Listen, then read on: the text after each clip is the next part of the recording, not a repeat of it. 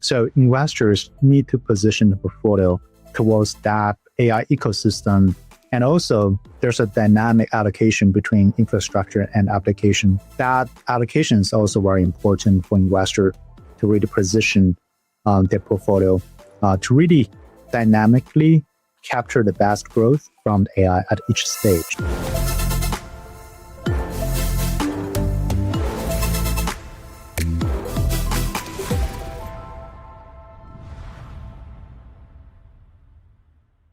I'm your host, Melanie Schaefer. Welcome to Lead Leg Live. Right now, you can't turn on CNBC or Bloomberg without seeing headlines about artificial intelligence. And just as often, warnings about an AI bubble. At the same time, trillions of dollars are being poured into infrastructure, data centers, and enterprise buildouts. For investors, the big question is whether this momentum is hype or the start of something truly transformative. My guest today is Derek Yan, CFA and Senior Investment Strategist at KraneShares. Derek works closely on A-GIX, a strategy designed to capture opportunities across both public and private AI companies. Today, we're going to dig into how investors should be thinking about AI right now, where we are within the adoption cycle, and what might be coming next. Derek, welcome. Thank you for having me. So as I said, when you open CNBC or Bloomberg today, the phrase AI bubble is everywhere. How should investors interpret that? Where are we within the hike cycle? Or are we still sort of in the early innings of a more transformative trend? Yeah, definitely. I think recently there's a lot of news on concern of AI bubble, especially when you see NVIDIA invested in the OpenAI. OpenAI going to use the money to deploy to Oracle to buy more chips from NVIDIA. So that circle just reminds me a lot of investors early days of internet that Cisco providing capital to their clients. So, but we think for NVIDIA, it's more like strategic investment because they found OpenAI's business pretty attractive. So that's way, I don't think that's really a bubble. In contrast, actually, if you listen to Jensen, if you listen to a lot of stakeholders, CEOs in the AI industry right now, we have a shortage of computing. So just looking at a lot of, if you use OpenAI's ChatGPT, or if you're a soft engineer or software developers who use Claude code, for your automation in the coding space, you realize there's kind of a slowdown right now. There's a shortage of AI output because the demand is tremendous. It's you have, I don't know, it's I think Jensen have this idea. Their previous forecast is there will be 10x, 100x demand for AI tokens output. But I think reality is going to be billions X. So that's crazy. Just imagine how much demand is out there. So if OpenAI, Anthropic can ramp up their capacity to provide their users the capacity to really compute, their revenue going to be double, triple. So that shortage, that demand is trickling a lot of investment into buying more computing power. Then the computing power going to buy more NVIDIA chips. So that's why you see a lot of financing demand from model companies like OpenAI. So that makes me believe we're still in a very early stage of the AI build out. Derek, from an investment perspective, where do you think we are within the AI adoption and monetization cycles? Are we still in the infrastructure build out phase, or are we already moving into application phase? Yeah, so that's a good question because I think if you look at the past, right, when we have the GPT moment, then the GPT model is basically pre-trained. So a lot of resources data labeling, then you need a lot of chips and data center build out to train a model. Then you use that model. So story is that, and you need a lot of infrastructure investment to develop new models because new models are going to be better. However, that narrative really changed. I think earlier this year, back in December last year, January this year, you have like OpenAI's O1 model, and you have the DeepSeek R1 model. So those new types of models called reasoning model, the cost like per disclosure by like DeepSeek, the cost of building a new model is much lower. So that's just like scared, I think, global investors, because like if that's the case, the models become like commodity. You don't need a lot of infrastructure to invest in the chips to build new models. The story totally changed. You have some like a panic there. Then all of a sudden, like all the value migrate to the application layers. Or the software company, the SaaS company benefit, because if the model is going to be so cheap going forward, the application is going to benefit. But however, that narrative now shift back again. Part of the reason is just like you do have that wave of efficiency gain for a software company because they deployed AI models. So their margin improved, their a lot of workflow automated already. So those financial results already being published, so people know that. So people don't think that's going to go much higher because there's so much efficiency to gain. I don't think that's a lot of ad right now. So people are looking for new avenue gain for those software, the application layer. But now with the new reasoning model, actually the inferencing demand, as I said, like people need new AI coding. People need the O1 to do more in the consumer facing applications. The demand is like not enough. Just like this, the capacity just not enough. That we need more infrastructure and chips to actually just support that. Like just look at like unit economy. Like if you think about like usually OpenAI or Anthropic, they quote the clients like in API, right? Like the million tokens per output. Like usually the price can be ranged like $12 or like $20. Then you have like the cost is like currently is lower. So you do have like unit economy for each AI models. So when you have that, just like if you can have chips, you have computing power, you can make more money. So I think like currently the infrastructure is back, and like that's where the investor now focusing on the investment focus on AI. Derek, what would you say to investors who say, I already have exposure to the AI trade through the Magnificent Seven or the NASDAQ 100? What's the incremental case for adding a dedicated AI strategy like A-GIX? Yeah, I think like just similar to the internet era, right? Like you have a long-term growth structure happening in AI, but the dynamic is just like more than, I think, 7 names. When you look at even like Mag 7 this year, like there's some dispersion. So NVIDIA is still the king. You have Meta, who's like using AI to run ads, and those monetizations fast, and they have been performing very well. However, then there's some like lags. You have the Apple, then the Apple's strategy on AI, the talents is not ready. They don't have a good strategy. So you do have like some lagging performance, even among Mag 7. Then it's even more obvious like among NASDAQ 100, because a lot of business within the NASDAQ 100 going to be disrupted.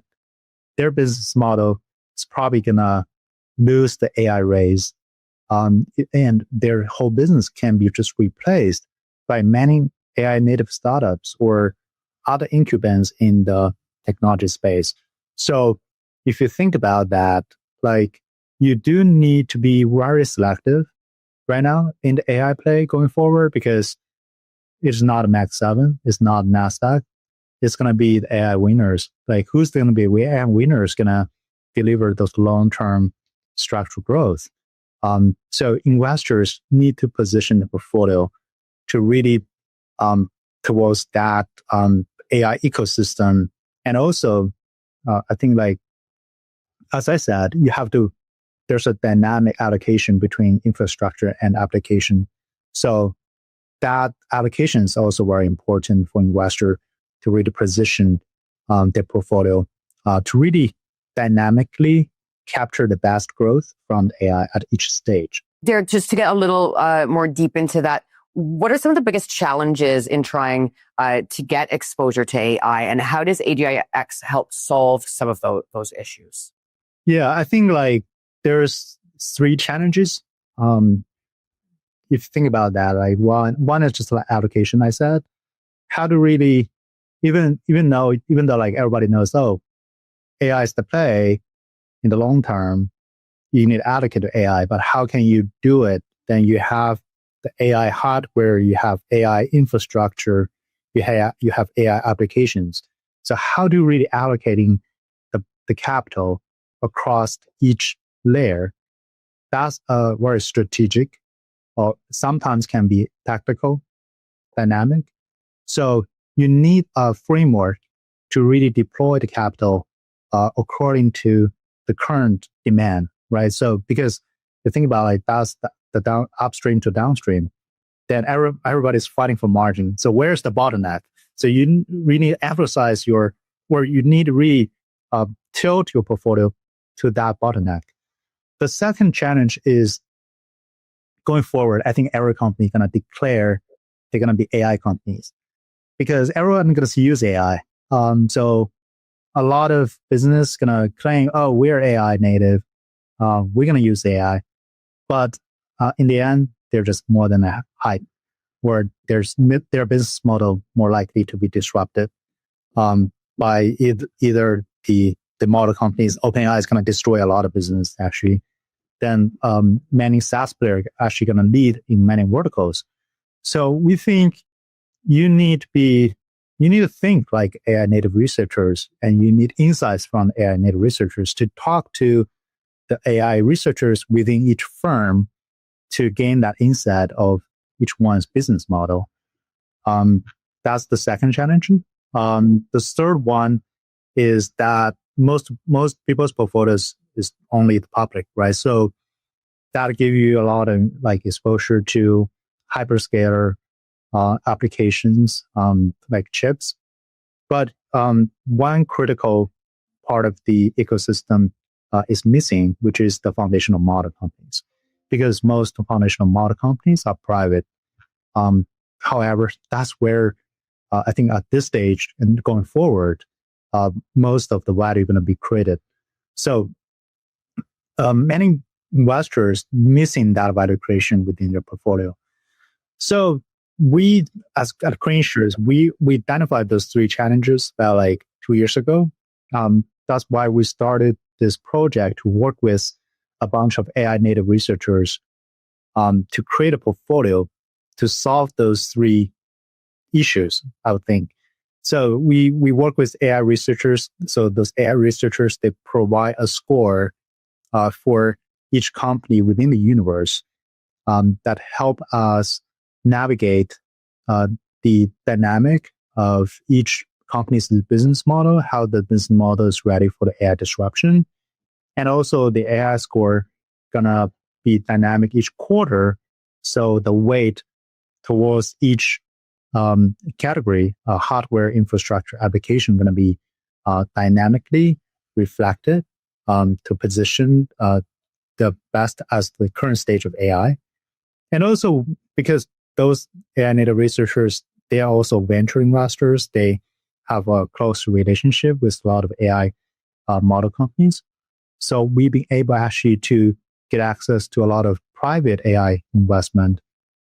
So A-GIX, on behalf of KraneShares Trust, we invested into the Anthropic in March this year in their CSE round. So this is a direct investment. We sit on the cap table. And also we invest in Anthropic, the XAI in July through their tender offer round. So we also sit on their cap table. So those relationships is very critical, as well as those private investment. I think is critical to provide ecosystem that include both the hardware, the infrastructure, applications, and the models. So that gives the investor the whole picture of AI. I want to pivot just a little bit. Looking out, say, 3 to 5 years, what's one thing about AI or the investment landscape that you think most investors are underestimating today? That's a very good question. I mean, like, first, I think like people keep underestimating the demand for AI. Just like think about even like NVIDIA, then their CapEx is probably like shorting, providing the to really accommodate the demand. All the hyperscalers, even they have like huge numbers in the CapEx, like in the cloud era, like it turned out to be shortage. Now with all the inferencing and reasoning demand, is shortage again. So we likely to see more like underestimate of the demand for computing power and also the demand for AI. You have seen that like across Wall Street. I think starting in the internet era, like most of Wall Street like analysts, they underestimate the demand for the capex need. So that is number one. And number two, I think people now focus a lot of the kind of like digitalization, because AI is really happening in the digital world. If you look at the industry, which industry is like now adopting AI penetration rate for the AI is the highest among the technology sector, because technology sector, their workflow is all around code, all around data. So like if you think about like typical workload of software developers, product managers, a lot of workflow can be automated using AI coding, AI agent. So that's good opportunity right now. But if you look down, a lot of industries, their penetration is quite low. Think about like manufacturing, think about like healthcare, a lot of service sector. I think those are potential opportunities for AI going forward in more longer term. Because think about like the AI can be two things. One is the digital AI, but then now we increasingly see more chance from the physical AI. Now you have like Elon Musk trying to develop like R2D2 for everybody. So like the humanoid robotics, like we have like a humanoid robotic phone as well, called KOID, that is really investing ecosystem to build out those like R2D2 components. But that like we bring one of the humanoid actually to ring the bell at NASDAQ. So once you see the performance, the actuation system for the humanoid, it can run, it can move, it can wave, it can shake hands like human now, is much better compared to like years ago where you probably see this like footage from like Boston Dynamic. But if you look at like in the real life, the performance of the humanoid robotics right now today, it will be shocking. So I think that just like give everybody like or optimistic outlook on the physical AI, because now when you have AI models can incorporate like action data, our environment data, image data with the vision technologies, the sensor technologies, you can actually create like a whole physical world AI. All the factories, like if you look at the latest factories, they have like digital twin, right? So they create a digital factory.